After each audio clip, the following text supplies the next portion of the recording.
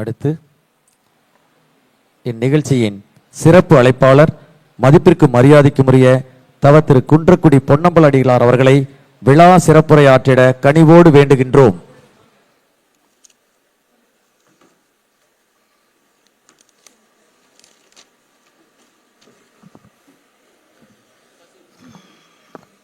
ஞானத்திலே பரமோனத்திலே உயர் மானத்திலே அன்னதானத்திலே காணத்திலே தீரத்திலே படை வீரத்திலே நெஞ்சில் ஈரத்திலே உபகாரத்திலே சாரத்திலே நன்மையிலே உடல் வன்மையிலே செல்வ பன்மையிலே ஆக்கத்திலே தொழில் ஊக்கத்திலே புய வீக்கத்திலே உயர்ந்து விளங்கும் தாய் திருமண்ணை வணங்கி நீல திரைகடல் ஓரத்திலே நின்று நித்தம் தவம் செய்யும் குமரி எல்லை வட மாலவன் குன்றம் இவற்றிடையே புகழ்மண்டி கிடக்கும் தமிழ் மண்ணை வணங்கி ஈரோட்டு மண்ணில் பாரதி தன் வாழ்வின் நிறைவு பேருரையை ஆற்றிய கருங்கல் பாளையம் அடங்கிய இந்த மகத்தான மண்ணில் மகா சன்னிதானத்தின்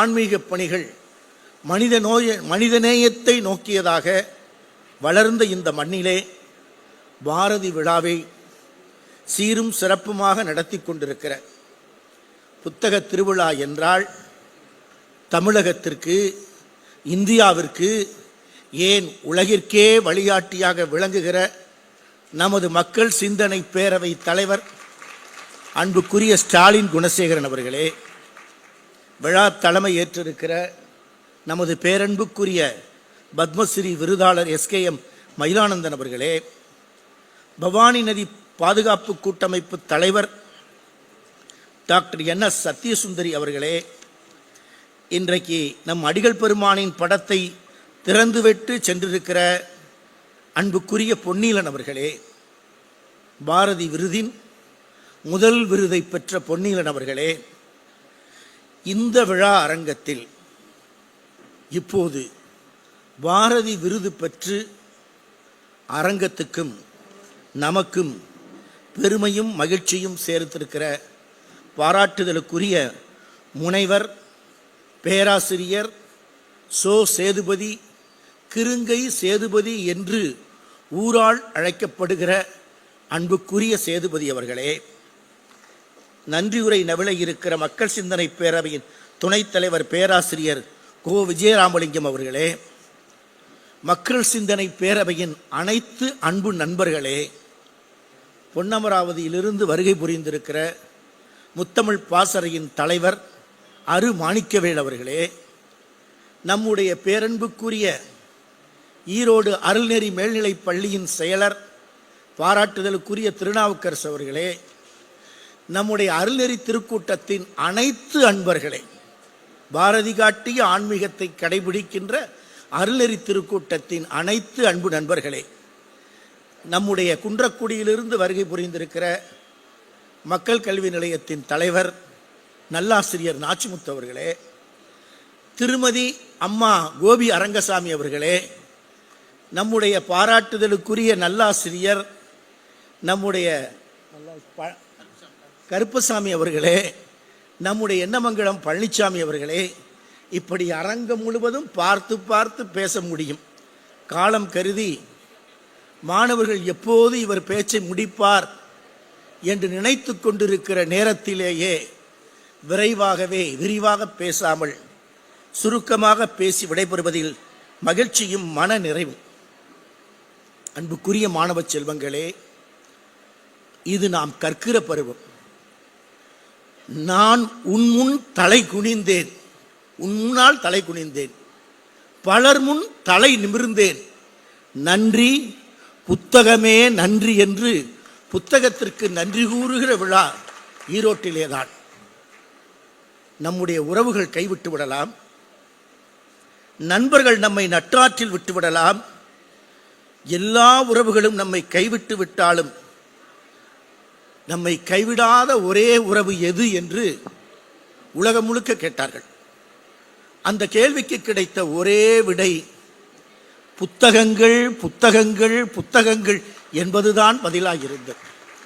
கடைசியில் இருக்கிற இளைய தலைமுறை வாழ்க்கையில் முன்னால் வருவதற்கும் முன்னணியில் செல்வதற்கும் நம்முடைய அம்மா சத்தியசுந்தரியைப் போல, ஐயா மயிலானந்தத்தைப் போல, ஸ்டாலின் குணசேகரனைப் போல, கிருங்கை சேதுபதியைப் போல நீங்கள் பெருமை பெற வேண்டுமென்றால் வாசிப்பே உங்கள் சுவாசிப்பாக இருக்க வேண்டும். இந்த நிலையிலே தான் நான் நீண்ட நேரம் எடுத்துக்கொள்ளாமல் பாரதியை பற்றி ஆண்டுதோறும் கேட்கிற நீங்கள் இதே அரங்கத்தில் பல தடவை பாரதியை பற்றி பேசியிருக்கிற நாம் என்ன புதிதாய் செய்துவிடப் போகிறோம்? பாரதி யார்? பாரதியார் என்று அன்போடு அழைக்கப்படுகிற பாரதி யார்? எட்டயபுரம் அவைக்களத்தில் பம்பரம் சுழற்றி விடுகிற பருவத்தில் தமிழ் பம்பரத்தை சுழற்றி பார்த்தவன் பாரதி. காந்திமதி நாதன் என்ற புலவர் பாரதி மீது பொறாம, சின்ன பையன் வந்து அவையில் ரொம்ப பேசுறானே, யாரு பாரதி பேசுவதைக் கண்டு பொறாமை கொண்டு காந்திமதி நாதன் என்பவர் பாரதி சின்ன பயல்னு ஒரு ஈரடி வெண்பா பாடிடுறார். வெண்பா பாடினா நீங்க கேட்க முடியாது, சுருக்கமா பாரதி சின்ன பயல்னு சொல்றார், அவமானப்படுத்துறார் பாரதியை. பாரதிக்கு அப்போது 11 வயது தான். அந்த நேரத்தில் அந்த நேரத்தில் பாரதி திரும்ப போறார். எதிர்கேள்வி, ஐயா சொன்ன மாதிரி சட்டமன்றத்தில் எதிர்கேள்வி கேட்கிற மாதிரி பாரதி சின்ன பயல் என்று சொன்ன காந்திமதி நாதருக்கு பார் அதி சின்ன பயல், காந்திமதி நாத பிள்ளை பார் அதி சின்ன பயல் என்று சொன்னார். அவையே ரொம்ப பாராட்டுச்சு. அதற்கு பிறகு அவரை மகிழ்விக்க காந்திமதி நாதருக்கு பாரதி சின்ன பயல் என்று தன்னை அடக்கத்தின் உருவமாக உயர்த்தி கொண்டார். பம்பரம் சுழன்று விளையாடுகிற பருவத்தில் தமிழ் பம்பரத்தை சுற்றி சுழன்று விளையாடியவன் தான் எட்டயபுரத்து அவைக்கிழப்புலவன் பாரதி. நிறைய சொல்லலாம் பாரதியை பற்றி. தமிழுக்கு ஆயுத எழுத்து ஒன்றுதான் என்று நம்முடைய தமிழாசிரியர்கள் கற்றுக் கொடுத்தார்கள்.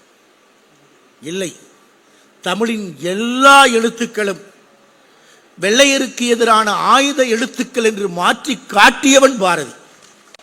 மீசையில் கூட அவன் வெள்ளையை சந்திக்கவில்லை.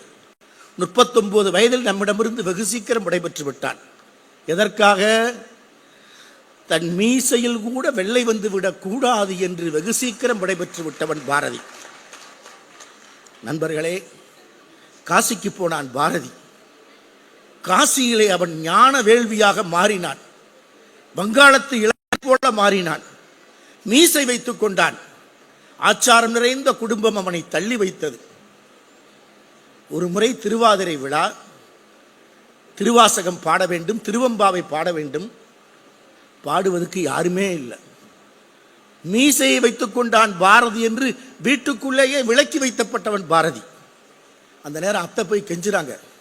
கிருஷ்ணசிவன் அவர் அத்தின் பேர் கெஞ்சுறாரு, சுப்பையா நீ வந்து ஒரு பாட்டாவது பாடுப்பா, அப்பத்தான் பூஜையை முடிக்கலாம், திருவம்பாவை பூஜையை. பாரதி வந்தான். திருவம்பாவை பாடல்களை ஊனுருக உயிருருக பாடினான். கேட்டு அத்தனை பேரும் நெகிழ்ந்து போனார்கள். வீட்டுக்குள்ளேயே விளக்கி வைத்த பாரதியை அவர் அத்திம்பேர் கிருஷ்ணசிவன், சுப்பையா நீதான்ப்பா ஞானி, நாங்களெல்லாம் அஞ்ஞானிகள் என்று சான்றிதழ் தந்தார், கட்டி தழுவினார். எட்டயபுரம் ஜமீன்தார் ஒரு பெரிய கருத்தரங்க வச்சிருந்தார். எங்க? சென்னையில்.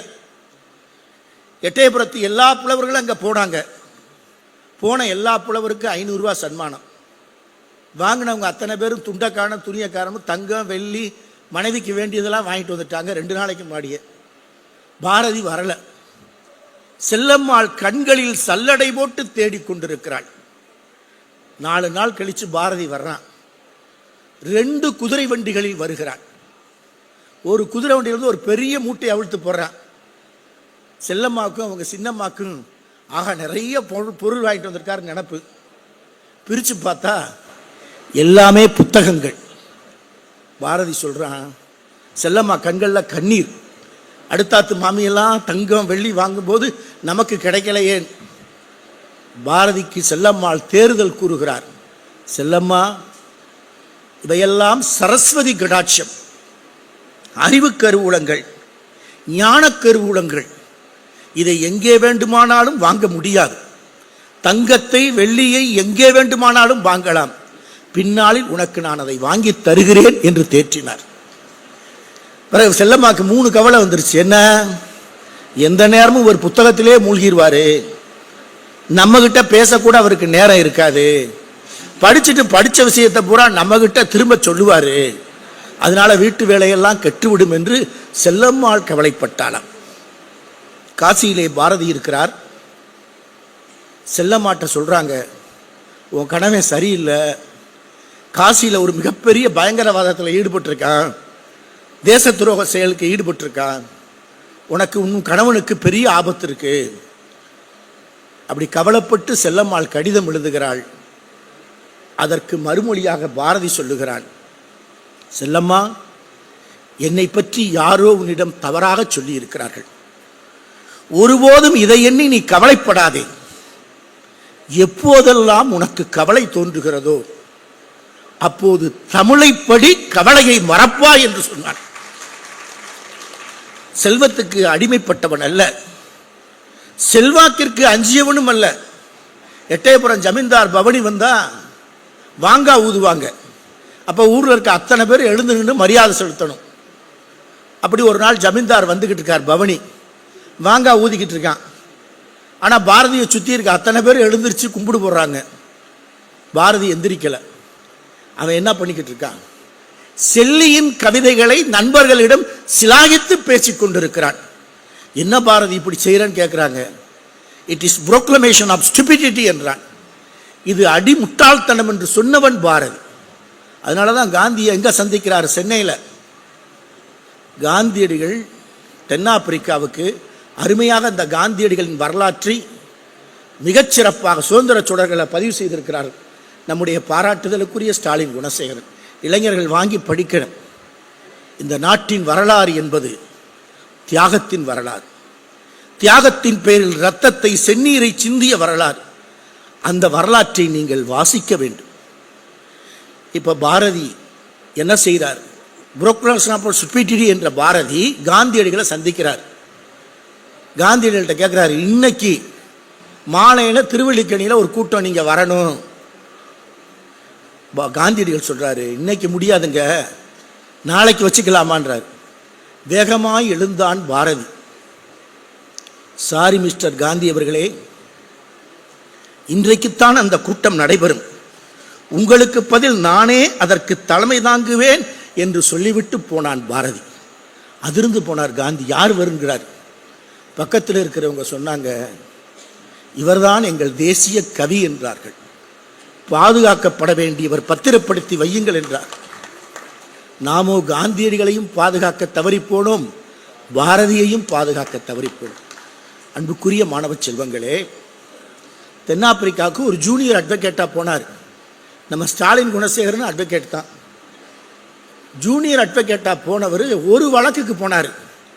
போறப்ப அவர் சராசரி மனிதன் மோகன்தாஸ் ஃபர்ஸ்ட் கிளாஸ் டிக்கெட் எடுக்கலன்னு கோச்சுக்கிட்டு இறங்குறாரு. அப்புறம் எப்படியோ சமாதானப்படுத்தி அவர் அனுப்புறாங்க. அங்க போனவர் 22 வருஷம் அவரை தங்க வச்சுட்டாங்க. பாலசுந்தரம் என்ற தமிழன் அடிமையா இருக்கிறான். காந்தியடிகளை பார்த்தோன்னா இந்த முண்டாஸ் அவுக்குறான். காந்தியடி சொல்ற, அவுக்க கூடாது, நீ அவுத்தேனா என்கிட்ட பேசாத, வெளியே போன்றார். கட்டு முதன்றார். கட்டுன பிறகு உடம்பெல்லாம் ரத்த காயம்.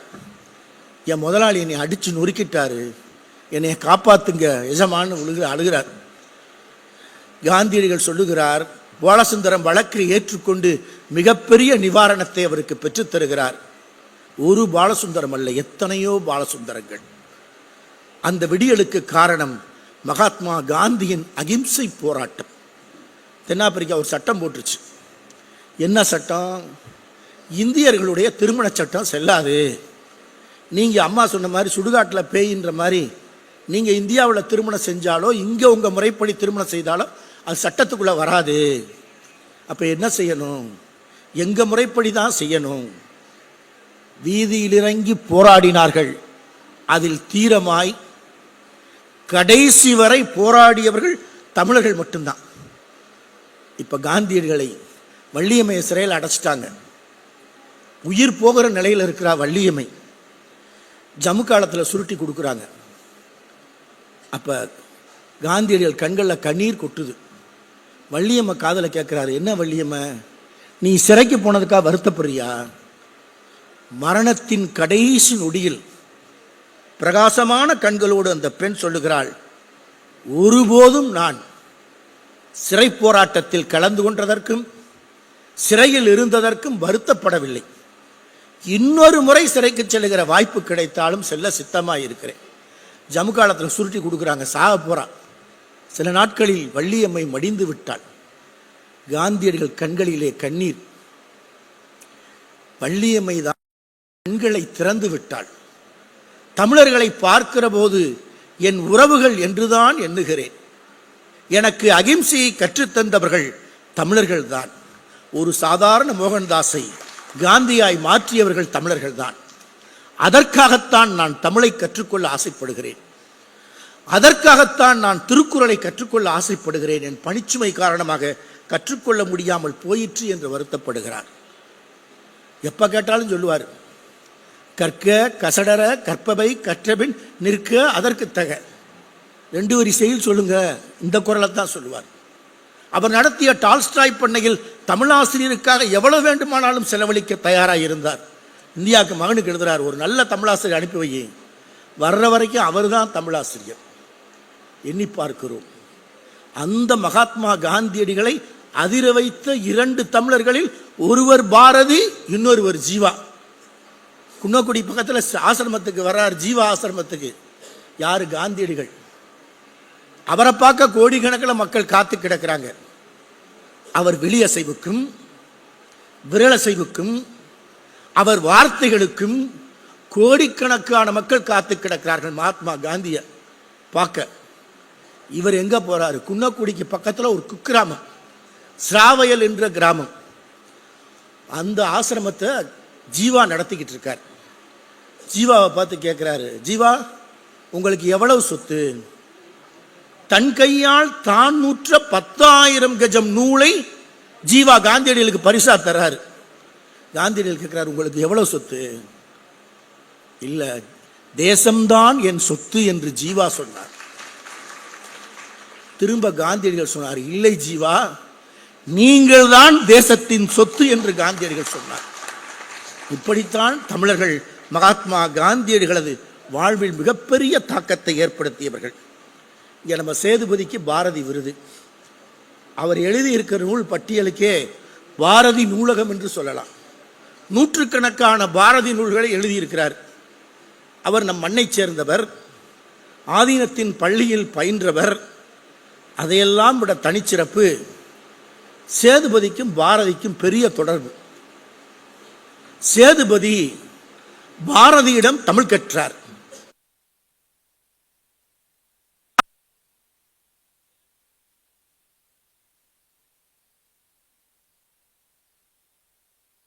பாரதி கவிதைகளை அவரோ மதுரை சேதுபதி பள்ளியில் தமிழாசிரியராய் தமிழ் பணி செய்தார். அருமையா சொல்லுவாங்க, 100 நாள் வேலை பார்த்தவருக்கு ஒரு சிலை. இப்பேற்பட்ட சிந்தனைகளை எல்லாம் இன்றைக்கு நாம் சிந்தித்து பார்க்க வேண்டும். வஉசியோட நூல் கொடுத்திருக்கிறாங்க. வஉசி சொல்லுவாரு, தமிழ்நாட்டில் 3 அணி. அப்பயே யாரு? பாரதி, வஉசி, சுப்பிரமணிய சிவா. திரிசூலம். இந்தியாவிலும் ஒரு திரிசூலம். பிபின் சந்திர பாலா, லாலா லஜபதி ராய், அதற்கு பிறகு திலகர். 3 திரிசூலம். இந்தியாவின் திரிசூலத்தை போல தமிழகத்தில் இந்த 3 திரிசூலமாயிருந்தார்கள். பிபின் சந்திர பாலாவை விடுதலை செஞ்ச உடனே சென்னையில் பெரிய வெற்றி விழா கொண்டாடினார் பாரதி. பாரதிய வெள்ளை அரசாங்கம் ஒன்றும் செய்யலை. இதே விழாவை திருநெல்வேலியில் நடத்திய வஉசியை சிறை கொட்டடியில் அடைத்தது. பின்கே வழங்கிய தீர்ப்பு, தம்பி மீனாட்சி சுந்தரம் பைத்தியம் ஆயிட்டான். என்ன தீர்ப்பு? வஉ சிதம்பரம் பிள்ளையின் எலும்பு கூடு கூட ராஜதுரோகமானது. இரட்டை ஆயுள் தண்டனையை வழங்குறார். சிறை கொடுமைகள் தாங்கிக் கொள்ள முடியல. தீர்ப்பை கேட்ட தம்பி அங்கே பைத்தியம் ஆயிட்டான். ஆடைகளை கிழித்துக் கொண்டான். எச்சிலைகளை போய் உணவை பொறுக்கினான். இதே வஉசி தான் சுதேசி கப்பல் ஓட்டினார். முதலில் பன்னாட்டு மூலதனத்தை எதிர்த்த முதல் சுதேசி வர்த்தக போராளி வ.உ.சி தான். 40,000 ஷேர் வாங்குறாரு, கடனை உடனே வாங்கி. மனைவி நிறைமாத கர்ப்பிணி உயிருக்கு போராடுறா. மகன் உலகநாதன் இறந்துட்டான். ஊர்க்காரங்க சொல்றாங்க, உறவுகள், சிதம்பரம் பிள்ளை ஊருக்கு வருக, உறவுகளின் அழைப்பு. ஒற்றை வரியில் சொன்னார், வந்தால் கப்பலோடுதான் வருவேன், இல்லை என்றால் கடலில் விழுந்து மாய்வேன் என்று சொன்னார். வர்றார் 2 கப்பலோட, SS லாவோ, SS காலியோ என்ற 2 கப்பல்கள் தூத்துக்குடி துறைமுகத்தை தொடுகிறது. ஆனந்த கூத்தாடுகிறான் பாரதி. என்ன சொல்றான்? SS லாவோ, SS காலியோ 2 கப்பல்களும் வந்து தூத்துக்குடி கடற்கரையை தொட்டவுடன் இவன் வரமாட்டான், இவன் வாழ்க்கை முடிஞ்சிருச்சு என்று உலகமே பேசிய போது 2 கப்பல்களோடு கம்பீரமாய் வந்த வ.உ.சியை பார்த்து அந்த சம்பவத்தை பாரதி சொல்லுகிறான். பிள்ளை பேரே இல்லாதவள் ஒரே பிரசவத்தில் 2 ஆண் குழந்தைகளை பெற்றால் எப்படி மகிழ்ச்சி அடைவாளோ அப்படித்தான் இன்றைக்கு பாரத மாதா மகிழ்ச்சி அடைகிறாள் என்று பாரதி சொன்னார். நடுக்கடல் எவ்வளவோ சிரமம், அந்த கப்பல் கம்பெனியை நடத்த விடாம, கப்பல்ல ஆளை ஏற விடாம இலவச கப்பல் கொடுத்தாங்க. அப்ப பாரதி சொல்றாரு, கப்பலில் ஏறுவதற்கு கூட பயணிகள் தயாரா இல்லாத காலம். அடிமாட்டு விலைக்கு கப்பலை கொடுங்கிறது வெள்ளையா பாதித்தியம். ஒரு விலையை பிக்ஸ் பண்ணி நீ கப்பலை உடனே கொடுத்துடணும் எங்களுக்கு. வ.உ.சி சொல்றார், நடுக்கடலில் உப்பு காற்றில் என் கப்பல் துருப்பிடித்து அழியுமே ஒழிய ஒருபோதும் நான் வெள்ளை ஆதிபத்தியத்திற்கு விற்க மாட்டேன் என்று சொன்ன தன்மான தமிழர். இப்ப என்ன நிலைமை? கோர்ட்டு வழங்கின தண்டனையை கேட்டு தம்பி பைத்தியமாயிட்டான். தூத்துக்குடி மக்களிடம் கெஞ்சுகிறார், எனக்கு வழங்கப்பட்ட வெள்ளை ஏகாதிபத்தியம் இழைத்த அநீதியை கண்டு என் தம்பி பைத்தியமாகிவிட்டான், என் பொருட்டு அவனுக்கு ஒருவேளை உணவை தாருங்கள். எச்சில சண்டை போட்டுக்கிட்டு இருப்பான் நாய்களோட. என் தம்பி கந்தல் ஆடைகளோடு தூத்துக்குடி தெருக்களில் திரிவான், என் பொருட்டு அவனுக்கு ஒருவேளை ஆடையை தாருங்கள் என்று கேட்டான். தேச தியாகத்தின் நிலைப்பாடு இதுதான். வ.உ.சி சந்திக்காத சிரமம் இல்லை. மிகப்பெரிய கோடீஸ்வரன், அன்றாட சாப்பாட்டுக்கு கஷ்டப்படுகிற நிலையில் மளிகை கடை நடத்துகிறார். வாலீஸ்வரன் என்ற வெள்ளையர் வழங்கிய வக்கீல் தொழிலுக்காக தயாராகி அதையும் செய்கிறார். அந்த நிலையிலே வாழ்வின் கடைசி காலம். இங்கேதான் பாரதிக்கும் வ.உ.சிக்கும் இருக்கிற இணைப்பு. அன்புக்குரியவர்களே, உலகத்திலேயே வரலாற்று சிறப்புமிக்க ஒரு சந்திப்பு இருக்குமே ஆனால் பாரதியும் வ.உ.சியும் சந்தித்துக் கொண்டதுதான்.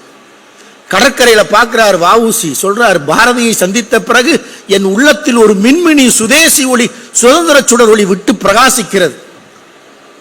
கடைசி விளக்கு அணைஞ்சிருது மெரினா கடற்கரையில். அப்பையும் கொஞ்ச நேரத்தில் பேசி முடிச்சோன்னா விடிகாலையில் லைட் வருது. பாரதி சொல்றான், பிள்ளைவாள், கடற்கரையில் ஒளி வெள்ளம் பூத்து விட்டது, நமக்கும் சுதந்திர சுடரொளி கிடைத்து விடும் என்று நம்பிக்கையோடு விடைபெறுகிறான். இப்படிப்பட்ட வரலாற்று சந்திப்பில் தான் இன்றைக்கு வ.உ.சியின் நூலை வெளியிடுவதும் மிகச் சிறப்பானது. நிறைய சிந்திக்கலாம். சேதுபதி எழுதியிருக்கிற புத்தகங்கள் கணக்கில் அடங்கா, அவருடைய பேச்சு கணக்கில் அடங்கா. பட்டிமன்றம், இலக்கியம் எல்லாவற்றையும் சிறப்பாக செய்யக்கூடியவர் நம்முடைய சேதுபதி அவர்கள். அவர் ஆதீன பள்ளியில் படித்தாலும் தன்னைத்தானே செதுக்கிக் கொண்டு நாளும் நாளும் வளர்த்திருக்கிறார். இந்த நிலையிலேதான் இன்று அடிகள் பெருமானின் திருவுருவப்படம் திறந்து வைக்கப்பட்டது. கன்னியாகுமரி கடற்கரையிலே இருந்து நம்முடைய பொன்னீலன் வந்திருக்கிறார். திருவுருவப்படத்தை திறந்து வைத்தார்.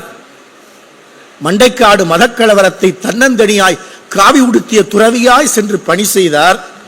ஒரு கட்டத்தில் கிறிஸ்தவ மீனவர்கள், இந்துக்கள் மீனை வாங்க புறக்கணிக்கிறாங்க. அந்த தருணத்தில் தானே மீனை கூவி ஏலம் போட்டு விற்றவர் நம் குன்றக்குடி அடிகள் பெருமான். அந்த தருணத்திலே மகா சன்னிதானம் தன் வாழ்நாளில் ஒரு முறை கூட தொட்டு பார்த்திராத மரபை, மனித நேயத்திற்காக மரபு கடந்து அந்த பணியை ஆற்றினார். அதனாலதான் சட்டமன்றத்தில் புரட்சி தலைவர் எம்ஜிஆர் முதலமைச்சர், அவரே பாதிக்கப்பட்ட பகுதிக்குள் போக முடியல. கன்னியாகுமரியில் அப்போது புரட்சித் தலைவர் எம்ஜிஆர் அவர்கள் முதலமைச்சராய் சட்டமன்றத்தில் நம் குன்றக்குடி அடிகளார் ஆற்றிய மத நல்லிணக்க மனிதநேய பணிகளை மணிக்கணக்கில் சட்டமன்றத்தில் பேசினார். உச்சமாய் சொன்னார், இனி தமிழகத்தில் இருக்கிற எல்லா அடிகளார்களும் குன்றக்குடி அடிகளார் காட்டுகிற பாதையில் பயணிக்க வேண்டும் என்று சொன்னார். இப்படி நாம் நிறைய சிந்திக்கலாம். காலம் கருதி மகாசன்னிதானம் எடுத்துச் சென்ற சிந்தனை கடவுளை போற்று மனிதனை நினை. எதுக்கு பொன்னியலன் எழுதினாரு?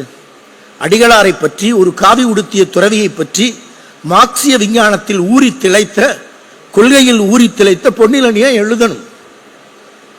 முதலில் குன்றக்குடி திருமடத்தில் இருந்து கீழ்வெண்மணி என்று உழைக்கும் விவசாய பெருமக்களுக்கு இழைக்கப்பட்ட அநீதிக்கு ஆறுதல் கூற முதலில் சென்ற மடாதிபதி நம் அடிகள் பெருமான் தான்.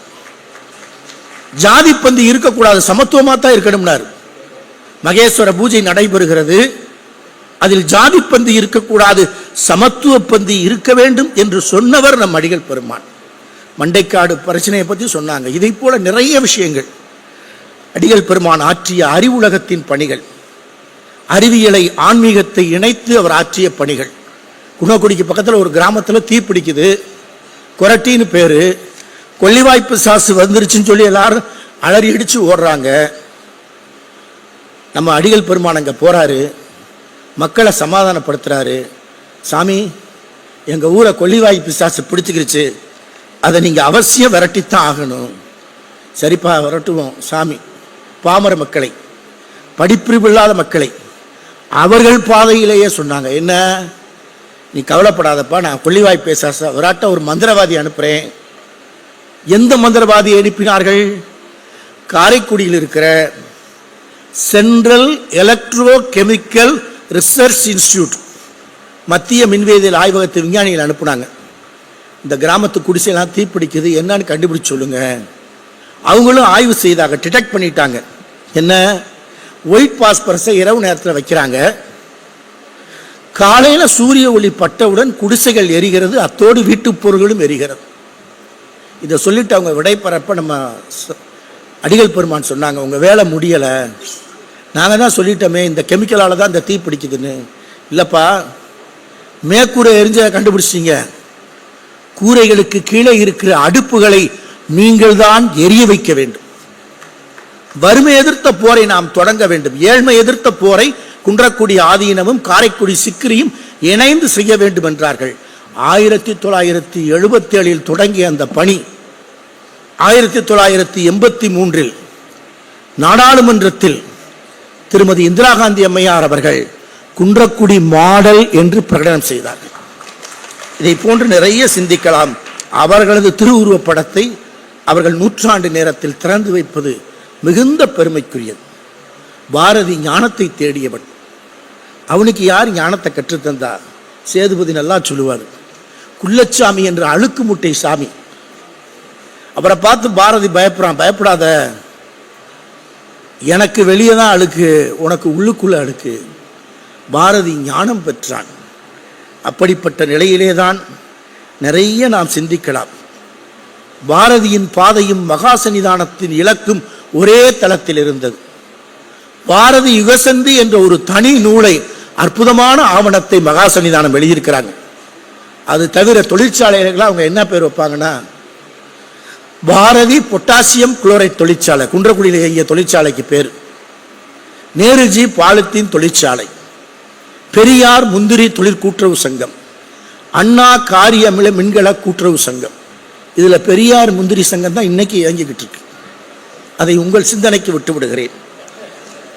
மகாசன்னிதானத்தை ஒட்டுமொத்தமாக நேரம் கருதி, மாணவ கண்மணிகளின் நலம் கருதி விரைவில் முடிக்க மாட்டாரா என்று ஏக்கத்தோடு காத்திருக்கிற என் மாணவ கண்மணிகளுக்காக நிறைவாய் சொல்லுகிறேன். மகாசன்னிதானம் மறைந்து விட்டான். 40 ஆண்டு கால ஞான வாழ்வு, சமூக வாழ்வு, சமயத்தையும் சமூகத்தையும் இணைத்து பயணித்த வாழ்வு. நம்முடைய பாராட்டுதலுக்குரிய பொன்னியலன் சொன்னதைப் போல, எங்கு கலவர பூமியோ அங்கு நிற்கிற முதல் சமாதான சாமி குன்றக்குடி அடிகள் பெருமான் தான். நாமும் இப்படித்தான் தென் மாவட்ட ஜாதி கலவரங்களில் கோவை மாவட்டத்தில் குண்டுபிடிக்கப்பட்ட பகுதிகளில் பயணித்தோம். சுற்றிலும் ஒரு கட்டத்தில் இளைஞர்கள் கூடியிருந்தார்கள். எங்களால் உங்களுக்கு ஆபத்தும் பாங்கன்னு. இல்லப்பா, எனக்கு நீங்க தான்ப்பா பாதுகாப்பு என்று சொன்னோம். அவர்கள் கண்களில் கண்ணீர் வந்தது. நமக்கு அரசு விருது வழங்க வந்தது உளவியல் துறையின் ஆவணப்படி. அதை முற்றாக நாம் மறுதளித்து விட்டோம். நம்மை விட பணி செய்தவர்கள் இருப்பார்கள், அவர்களுக்கு இந்த விருதை வழங்குங்கள் என்று சொன்னோம். விருதுக்கான பணி அல்ல ஒரு துறவியின் பணி. மக்களுக்காக மக்களால் வாழுகிற பணிதான் ஒரு துறவு வாழ்க்கையின் பணி. அதனால்தான் காலம் முழுவதும் தன் வாழ்வில் 40 ஆண்டு கால சமய வாழ்வில், ஆன்மீக வாழ்வில், ஆன்மீக மரபுப்படி ஒரு முறை கூட பல்லக்கில் ஏறாத அந்த மடாதிபதி தன் வாழ்வின் நிறைவு காலத்தில் அவர் மறைந்த பிறகு அவர் மறைந்த திருமேனியைத்தான் அந்த பல்லக்கு தாங்கி சென்றது. இதுதான் ஆன்மீகம் வேறு, மனிதம் வேறு என்பதற்கான அடையாளம். வேறு வேறல்ல என்பதற்கான அடையாளம். அதைத்தான் பாரதி சொன்னான். எல்லோரும் ஓர் குலம், எல்லோரும் ஓர் நிறை, எல்லோரும் ஓர் விளை, எல்லோரும் இந்நாட்டு மன்னர்கள் என்று சொன்னானே, அந்த சமத்துவ சமூக அமைப்பு, அந்த இலக்கைத்தான் பாரதியிடம் உள்வாங்கிக் கொண்டு மகா சன்னிதானத்தின் பணிகள் அமைந்திருந்தன. அந்த இலக்கை அடையாளம் காட்டித்தான் பாரதியில் ஆழத் தோய்ந்து பாரதியின் சிந்தனைகளை இளைய தலைமுறைக்கு நூலாக, எழுத்தாக, சிந்தனையாக, சொற்பொழிவாக ஆற்றுகிற கிருங்கை சேதுபதி அவர்களை இனம் கண்டு பாரதிக்காகவே வாழ்ந்திருக்கிற அவரை அடையாளம் கண்டு விருது வழங்கியிருக்கிற ஸ்டாலின் குணசேகரனுக்கும் மக்கள் சிந்தனை பேரவைக்கும் நெஞ்சார்ந்த நன்றிகளை, நல்வாழ்த்துக்களை, அடிகள் பெருமானின் 100ஆண்டு விழா கொண்டாடுகிற தருணத்தில் பாரதி விழாவை அடிகளின் அணுக்கை தொண்டருக்கு பாரதி விருது கிடைத்திருப்பதுதான் தனிப்பெரும் சிறப்பு. அந்த வகையில் அவரை பாராட்டி ஸ்டாலின் குணசேகரன் அவர்களுக்கு நெஞ்சார்ந்த நன்றியை தெரிவித்து அனைவருக்கும் நன்றி கூறி வாழ்த்து கூறி விடைபெறுகிறேன். நன்றி.